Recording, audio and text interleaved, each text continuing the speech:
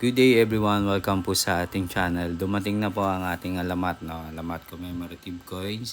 Ito yung Philippine flag set nila, no? Yung 3 pieces na exclusive from alamat.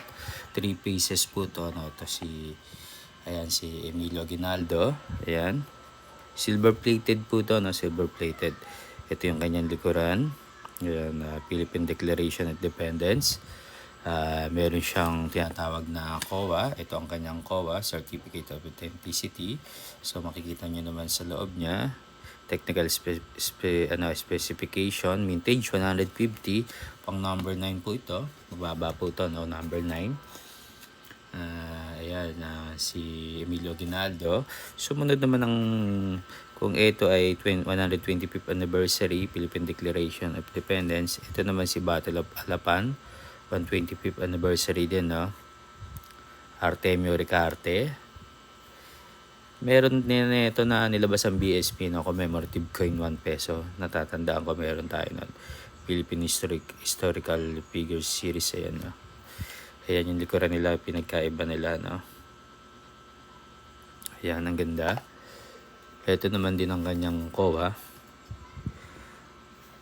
Ganun din siya. Silver finish din siya. Plating 0.999 silver. Deep mirror, ayan. Ayan yung reverse of verse niya. 999. And then ang uli ay si Marcela Agoncillo. Ayan. Sa hindi nakakilala, isa siya sa mga tumahi, no? Nanahi ng Philippine flag natin. Ayan. Ayan siya.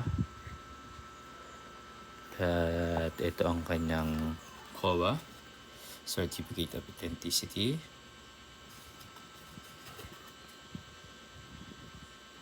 Serial issue number 18, 19, 18, 19, 20. So magkakasunod yan. 20 na yung issue nila yan. Ayan guys, na maraming salamat sa kaibigan natin sa Alamat Commemorative Coins, sa pag-support sa ating channel.